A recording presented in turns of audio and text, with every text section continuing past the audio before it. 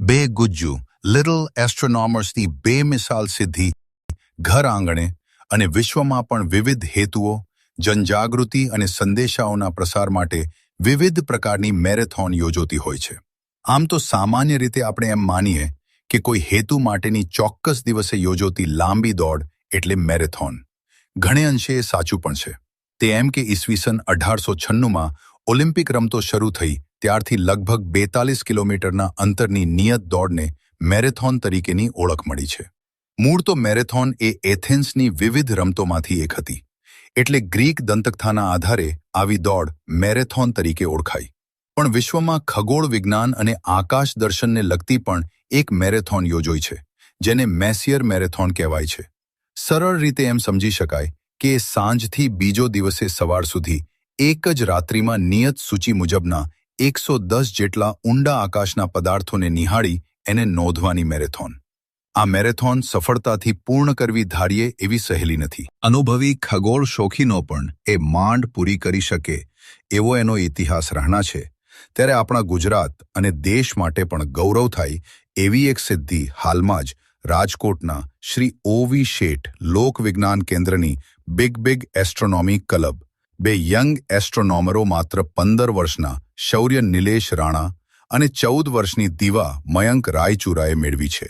વિશ્વભરમાં માર્ચ માસના અંત અને એપ્રિલની શરૂઆતના સમય દરમિયાન યોજાતી આ મેસિયર મેરેથોનમાં ભાગ લેનારાઓ એક નિયત SIDS મેસિયર ડેટાબેઝની વેબસાઇટ પર તેમણે એક રાતમાં કેટલા મેસિયર પદાર્થો નોંધ્યા કે જોયા એની સત્તાવાર નોંધ કરાવતા હોય છે.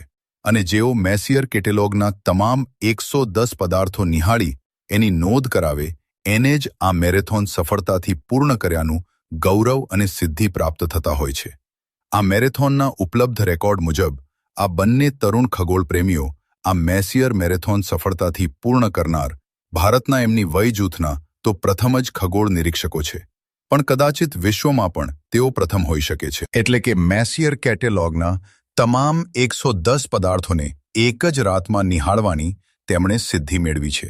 આ બાબત આપણા ખગોળ તથા આકાશ દર્શનના ભવિષ્ય માટે ખૂબ જ આશા જન્માવનારી પણ છે. અહીં આપણે એક વાત જોણી લઈએ કે ફ્રાન્સના ખગોળશાસ્ત્રી અને કોમેટ હન્ટર તરીકે ઓળખાતા ચાર્લ્સ મેસિયર, જેઓને માત્ર 14 વર્ષની ઉંમરથી ધૂમકેતુ જોઈને ખગોળ પ્રત્યે આકર્ષણ જોગ્યું હતું તેમણે અને તેમના સાથીદાર મેકેઈને તેમની ધૂમકેતુઓની શોધ દરમિયાન આકાશમાં ધૂમકેતુઓ જેવા જ દેખાતા પરંતુ સ્થિર રહેતા પદાર્થો ટેલિસ્કોપથી નિહાળી કોઈ એને ભૂલથી ધૂમકેતુ ન માની બેસે એ માટે એક સૂચિ બનાવી હતી, જે 110 જેટલા ઊંડા આકાશના અવકાશીય પદાર્થો દર્શાવે છે, જેમાં મોટે ભાગે તારકગુચ્છો, નિહારિકાઓ અને તારાવરા વિશ્વોનો સમાવેશ થતો હતો. આ સૂચિ મુજબના અવકાશીય પદાર્થોને એક જ રાતમાં નિહાળવા એ અનુભવી તેમજ શોખીન ખગોળવિદો માટે એક રોલર કોસ્ટર જેવી રોમાંચક અને પડકારજનક સફર ગણાય છે. સમગ્ર વર્ષમાં માત્ર માર્ચના અંત અને એપ્રિલની શરૂઆતના દિવસોમાં જ અમાસની આજુબાજુ એવા સંજોગો સર્જાય છે કે એ રાત્રિ દરમિયાન આ પદાર્થો પૈકીના મોટા ભાગના કે તમામને જોઈ શકાય. એનું ખગોળ વૈજ્ઞાનિક કારણ એવું છે કે આ સમયમાં સૂર્ય મીન અને કુંભ રાશિની વચ્ચેના વિસ્તારમાં હોય છે અને આ પ્રદેશમાં મેસિયર કેટલોગમાં નોંધાયા હોય એવા પદાર્થો નથી. તેથી જો કોઈ એ સમયમાં આકાશ અવલોકન કરે તો ટેકનિકલ રીતે એક રાતમાં એ બધા પદાર્થો જોઈ શકે ખરું. અલબત્ત એના માટે ખગોળ નિરીક્ષકનો ખુદનો વ્યાપક અનુભવ, ટેલિસ્કોપની ગુણવત્તા અને એનો ઉપયોગ કરી શકવાની કાબેલિયતથી લઈને ચંદ્રની સ્થિતિ, અવલોકનની જગ્યા અને વાતાવરણ જેવા પરિબળો પણ મહત્વના હોય છે. હવે તો ગો ટુ પ્રકારના કમ્પ્યુટરાઇઝ્ડ ટેલિસ્કોપ વગેરે અદ્યતન સાધનો ઉપલબ્ધ છે.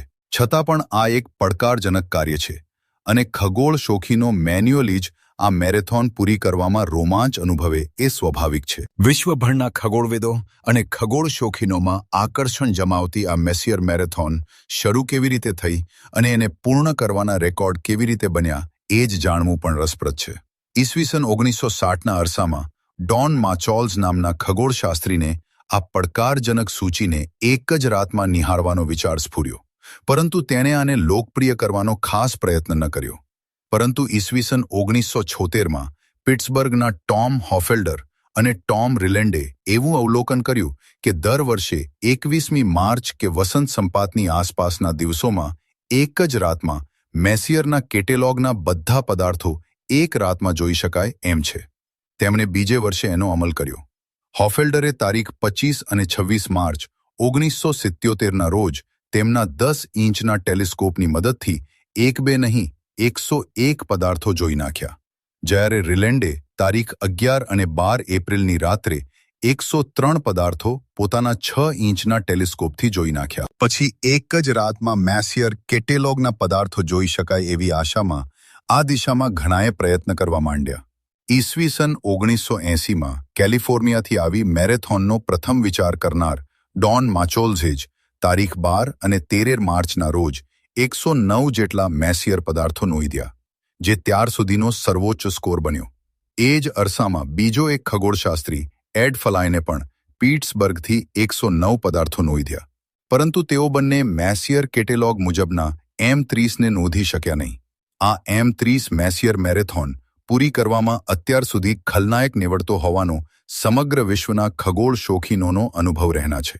પરંતુ અંતે તારીખ 23થી 24 માર્ચ 1985ના રોજ એરિઝોનાના ડુગાસથી ઓગુઆરા એસ્ટ્રોનોમી ક્લબ દ્વારા આયોજિત મેસિયર મેરેથોનમાં વ્યક્તિગત રીતે ગેરી રેટલીએ તેના 10 ઇંચના રિફ્લેક્ટર ટેલિસ્કોપની મદદથી સમગ્ર વિશ્વમાં પ્રથમવાર તમામ 110 પદાર્થો નોંધવાનો વિશ્વ વિક્રમ નોંધાવ્યો. એ રીતે એ જ તારીખે કેલિફોર્નિયાના એન્ઝાથી રીક હેલી નામના ખગોળશોખીને પણ બોબ હુબર નામના મદદનીશ સાથે મળીને આ તમામ પદાર્થો નોંધ્યા હતા. એમ મેસિયર મેરેથોન સફળતાથી પૂર્ણ કરનારા તેઓ પ્રથમ બન્યા. M30 નામના મેસિયર કેટેલોગના વિલન વિશે પણ આપણે અહીં જાણી લેવું જોઈએ. આ ખગોળ પદાર્થને ખુદ મેસિયરે ઈસવીસન 1764માં એની સૂચિમાં સામેલ કર્યો હતો. એ જે લાખો તારાઓ ધરાવતું એક સઘન ગોળાકાર તારકગુચ્છ છે, જે મકર રાશિમાં લગભગ 28,000 પ્રકાશ વર્ષ દૂર આવેલું અને લગભગ 13 અબજ વર્ષ જૂનું વૃદ્ધ તારકગુચ્છ છે અને 7.7 જેટલો દ્રશ્ય તેજાંક ધરાવે છે. એટલે કોઈ પણ સારા બાયનોક્યુલર કે ટેલિસ્કોપથી એ મળી શકે ખરું, પરંતુ એ વહેલી સવારે દેખા દેતું હોવાથી સૂર્યપ્રકાશની આભામાં એને પકડવું બહુ મુશ્કેલ બને છે અને મેસિયર મેરેથોન પૂરી કરવામાં મોટી અડચણ સાબિત થતું રહેના છે. હવે આપણા ભારતમાં મેસિયર મેરેથોન ખગોળ શોખીનોમાં લોકપ્રિય અને આકર્ષણ જમાવતી થઈ છે અને વિવિધ ખગોળ મંડળો તથા શોખીનો આ મેરેથોનમાં ભાગ લેતા થયા છે. એટલું જ નહીં, તેઓ સારી એવી સંખ્યામાં એક જ રાત્રિમાં મેસિયર પદાર્થો નોંધ્યા હોવાનો રિપોર્ટ પણ કરતા થયા છે. ગુજરાતમાં રાજકોટની બિગ બેગ એસ્ટ્રોનોમી ક્લબ ઈસવીસન 2008થી મેસિયર મેરેથોન યોજે છે, જ્યારે કચ્છમાં ઈસવીસન 2006માં કચ્છ એસ્ટ્રોનોમી ક્લબે પ્રથમવાર મેરેથોન યોજી હતી. જો કે સત્તાવાર વેબસાઇટ પર એવી પ્રથમ નોંધ એપ્રિલ 2000માં મુંબઈના ખગોળ શોખીનોની મળે છે, જેમણે 104 પદાર્થો નોંધ્યા હતા, જ્યારે ભારતમાં આ મેસિયર મેરેથોનમાં સૌ પ્રથમ 109નો સર્વોચ્ચ સ્કોર ઈસવીસન 2005માં પુના સ્કાય વોચર્સ એસોસિએશનના ખગોળ શોખીન હાર્દિક અભ્યંકરે નોંધાવ્યો હતો. પણ છેક ઈસવીસન 2019માં મહારાષ્ટ્રના પંધુર્લી ખાતેથી આશીર્વાદ, ટિલ્લુ અને અનુરાગ શેવડે એ તેમના 18 ઇંચના ટેલિસ્કોપથી મેસિયર કેટેલોગના તમામ 110 પદાર્થો ભારતની ધરતી પરથી નિહાળવાની સિદ્ધિ મેળવી. તેમણે કન્યા રાશિની આકાશગંગાઓ, એક ધૂમકેતુ અને કવેસાર સહિતના બીજો પણ અવકાશીય પદાર્થો નોંધ્યા હતા. આ જ સંદર્ભમાં આપણા બે ગુજરાતી ટાબડિયાઓએ મેસિયર મેરેથોન પૂર્ણ કરવાની જે સિદ્ધિ મેળવી છે એ બાબતે ઉપલબ્ધ રેકોર્ડ જોઈએ તો એમની પહેલા ઈસવીસન 2007માં બેંગ્લોર એસ્ટ્રોનોમિકલ સોસાયટીએ યોજેલી મેસિયર મેરેથોનમાં 13 વર્ષના ચેતન રેડ્ડીએ એના 8 ઇંચના રિફ્લેક્ટર ટેલિસ્કોપની મદદથી 56 મેસિયર પદાર્થો નોંધ્યા હતા. તો ઈસવીસન 2011માં પુનાના આકાશમિત્ર એસોસિએશને યોજેલી મેસિયર મેરેથોનમાં પોતાની પ્રથમ જ મેરેથોનમાં 15 વર્ષના ધ્રુવ પરાંજપે 40 પદાર્થો નોંધ્યા હતા. એ રીતે રાજકોટના શૌર્ય રાણાએ એના 12 ઇંચના અને દીવા રાયચુરાએ એના 10 ઇંચના ટેલિસ્કોપથી તમામ 110 મેસિયર પદાર્થો એક જ રાતમાં નિહાળી આ મેરેથોન પૂર્ણ કરવાની સિદ્ધિ તારીખ 21 અને 22 માર્ચ 2026ના રોજ ગીરમાં ભોજદે ખાતે big bang astronomy club Rajkot દ્વારા યોજાયેલી 20મી મેસિયર મેરેથોનમાં મેળવીએ તેમની વયજૂથ મુજબ ખૂબ જ વિરલ સિદ્ધિ ગણી શકાય. બિગ બેગ એસ્ટ્રોનોમી ક્લબના કોઓર્ડિનેટર નિલેશ રાણા આ સિદ્ધિ અંગે જણાવ્યું હતું કે ઈસવીસન 2021 અને 2022માં શૌર્ય માત્ર M30 ન નોંધી શકવાને કારણે ત્યારે મેરેથોન પૂર્ણ કરતા ચૂકી ગયો હતો. એને ઈસવીસન 2024માં 104 અને ઈસવીસન 2025માં 106 પદાર્થો નોંધ્યા હતા. જ્યારે દીવા રાયચુરાએ ઈસવીસન 2021 અને 2022માં 107 અને ઈસવીસન 2025માં 104 મેસિયર પદાર્થો નોંધાવ્યા હતા. નોંધનીય છે કે આ બંને લિટલ એસ્ટ્રોનોમરોના પિતાશ્રીઓ પણ મેસિયર મેરેથોન પૂર્ણ કરનારા અનુભવી અને નીવડેલા ખગોળ તજજ્ઞો છે. બિગ બેગ એસ્ટ્રોનોમી ક્લબના આ બંને જુનિયર સભ્યો વળી પાછા રાજ્યના વિવિધ વિજ્ઞાન કેન્દ્રોના વિજ્ઞાન સંજાન સંચારકોને ટેલિસ્કોપ અને ડીપ સ્કાય ઓબ્જેક્ટ નિહાળવા માટેના માર્ગદર્શક તરીકેના રિસોર્સ પર્સન તરીકે પણ સેવા આપી ચૂક્યા છે.